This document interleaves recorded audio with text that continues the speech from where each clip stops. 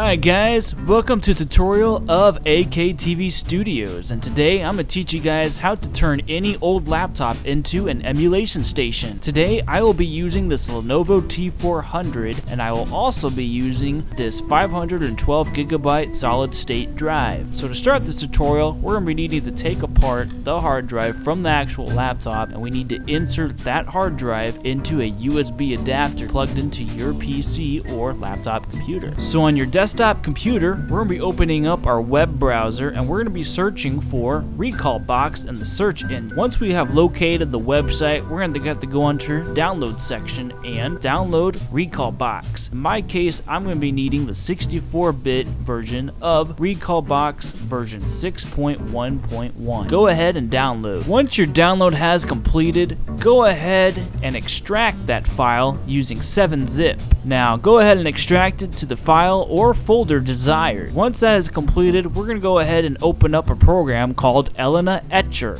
This program will be used to flash that image onto your destination hard drive, such as an external USB device. Now, the flashing of the USB device shouldn't take long at all. Once that is completed, we're going to go ahead and stick that hard drive back into our laptop and we're going to turn it on to test the results. I see that mine is working perfectly fine. Now, we're going to go ahead and shut this thing back off again, and we're going to place it somewhere where it can be uninterrupted so we can transfer our games onto the actual unit. Now, the best place to place it will be somewhere close to your router or Ethernet switch, since we'll be using an RJ45 Ethernet cable, which is fast and reliable. We're going to be turning the unit back on. Now, once we have fully made it through the booting process and into the actual main menu, we're going to have to figure out what the local IP address is. So to do this, go ahead and hit the enter key of your keyboard and scroll on down to where it says network connections or network setting. Under there, you should see a familiar IP address. In my case, mine is 10.0.0.163. You're going to be needing to write that down. The second thing that we need to do before we can even transfer any games over is that we need to ensure that the storage device is not set to internal, but it is set to share. This is very, very important, because if you transfer games without doing this, it will not work. So please make sure that the setting for storage device is set share. You will be prompted to reboot, and that is perfectly fine. Now, on a separate computer, let's go ahead and get some games ready for our Recalbox, or should I say emulation station. Once you have your games all ready to go, we need to figure out what is the login information to log into Recalbox using via FileZilla, or should I say the file transfer protocol. Now that we have the login information, such as the root, password, and the IP address, go ahead and input that information. Once we are logged in, we can now then transfer some games. Now, I already have some games on here prior, but I'm going to show you guys using some Game Boy Advance games, show you how it's all done. Now, the transferring process can take a long time, so please have patience. Once the files have completed, go ahead and go to your Recalbox and go under UI settings and go to update game lists. You should see that all your games have now populated.